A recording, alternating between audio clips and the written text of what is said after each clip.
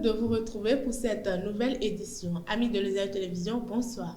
Au menu de ce journal, le gouvernement a décidé de prendre en main le dossier portant sur le décès d'une jeune dame au CHUD de Lomé, une affaire largement partagée et commentée sur les réseaux sociaux. À l'international, après plusieurs mois de suspension, la CEDEAO a décidé de réintégrer la Guinée en levant toutes les sanctions pesant sur ce pays. Et en sport, la FBF a convoqué les candidats présélectionnés pour des entretiens de sélection au poste de conseiller technique régional. Restez avec moi pour le développement.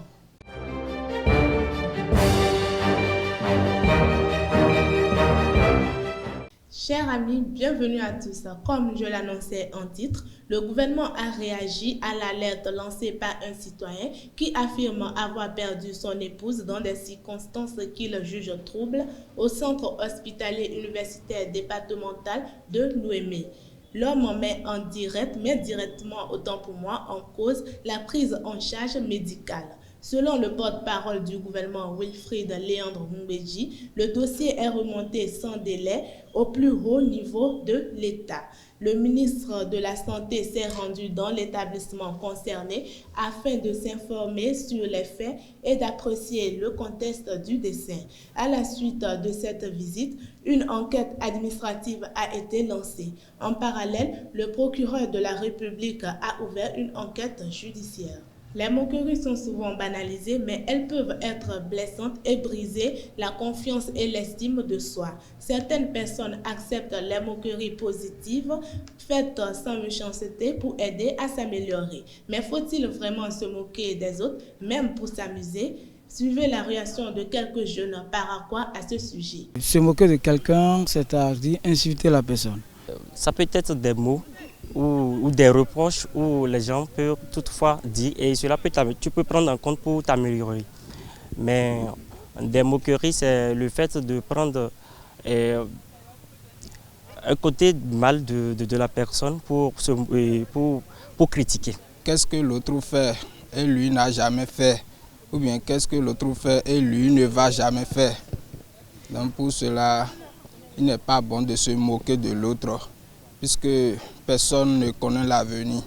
Si la personne commence à se moquer, au début, tu le mets en garde.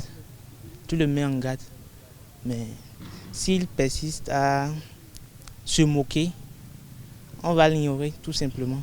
Les lieux où certains se moquent de leurs camarades, c'est lorsqu'on est en classe et quelqu'un se lève pour parler mal le français ou bien l'anglais comme ça, on commence par rire, on commence par se moquer de lui. Or, celui qui se moque de l'autre, peut-être lui ne peut même pas conjuguer un verbe. C'est pour cela qu'on dit que les meilleurs joueurs sont souvent à la touche. Donc, je peux vous conseiller de ne plus se moquer de quelqu'un, puisque quelqu'un n'est jamais supérieur à l'autre. Se moquer des gens, des fois, ça peut être utile, de la même manière que ça peut conduire en erreur. Parce que le fait de se moquer des gens en les critiquant peut également amener la personne à faire ce qu'il ne devait pas faire. Si c'est des moqueries sur des points sensibles, là, ça ne peut pas aller. Ça va dégénérer. Se moquer de quelqu'un, c'est-à-dire tu l'incites d'une manière indirecte. Donc je ne pense pas, selon moi, à mon avis, qu'il y a une moquerie qui est positive. Même si ce que la personne fait n'est pas bon, tu peux l'appeler et tu vas lui faire quelques reproches. Là, lui-même, il va voir que ce que je faisais, ce n'est pas bon. C'est pour cela qu'on m'a corrigé. D'ailleurs, il y a des gens que si on les corrige en public comme ça leur fait mal. Ça leur fait mal et ils ne peuvent même plus se recorriger, puisque la manière dont tu l'as corrigé ou bien tu t'es moqué de lui, en tout cas, ça lui a marqué. Les députés de l'Assemblée nationale ont adopté à l'unanimité ce mercredi 28 janvier 2026 le projet de loi portant sur l'industrie du cinéma et de l'image animée en République du Bénin. Le vote est intervenu lors d'une séance plénière tenue au Palais des Gouverneurs à Porte-Nouveau. Le projet vise à encadrer la production, la diffusion et l'exploitation des œuvres cinématographiques et audiovisuelles tout en protégeant des droits des acteurs du secteur. Il ouvre également la voie à une meilleure attractivité du Bénin pour les investisseurs et les professionnels du cinéma, tant nationaux qu'internationaux. Hors de nos frontières, la conférence des chefs d'État et de gouvernement de la Communauté économique des États de l'Afrique de l'Ouest, CEDEAO, a officiellement acté ce mercredi 28 janvier 2026 la fin des mesures restrictives pesant autant pour moi sur la Guinée. L'organisation sur-régionale a pris la décision de lever toutes les restrictions restantes, ce qui marque la réintégration pleine et entière du pays au sein des instances communautaires. Cette décision fait suite à l'organisation de la présidentielle le 28 décembre 2025. Un accident d'avion a eu lieu ce mercredi 28 janvier 2026 en Colombie. 15 personnes, 13 passagers dont un député et 2 membres d'équipage sont mortes dans ce crash à la frontière avec le Venezuela. L'autorité aérienne a fait savoir qu'il n'y avait pas de survivants. Le gouvernement a déployé l'armée de l'air pour mener les recherches et récupérer les corps dans la zone montagneuse du département du nord de Santander. L'appareil avait décollé de la ville frontalière de Cúcuta. Il a ensuite disparu des écrans radars peu avant son atterrissage, autant pour moi, prévu à Ocaña, une localité des environs. La Chine a exécuté ce jeudi 29 janvier 2026 11 personnes liées à la criminalité organisée en Birmanie, dont les membres clés impliqués dans des centres d'arnaque en ligne. Les exécutions ont été effectuées par un tribunal de la ville de Wanzhou, dans l'est de la Chine, après avoir reçu l'approbation de la Cour populaire suprême.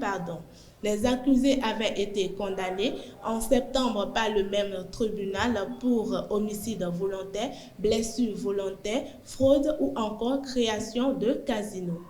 En sport, la Fédération béninoise de football FBF a regroupé les candidats présélectionnés pour les entretiens de sélection dans le cadre du recrutement supplémentaire des conseillers techniques régionaux. Les candidats concernés sont convoqués au siège de la Fédération béninoise de football à Porte-Nouveau pour prendre part à cette phase du processus de recrutement. Les entretiens démarrés ce mercredi 28 janvier prendront fin ce jeudi 29 janvier 2026 conformément au calendrier établi par l'instance fêtière de l'institution.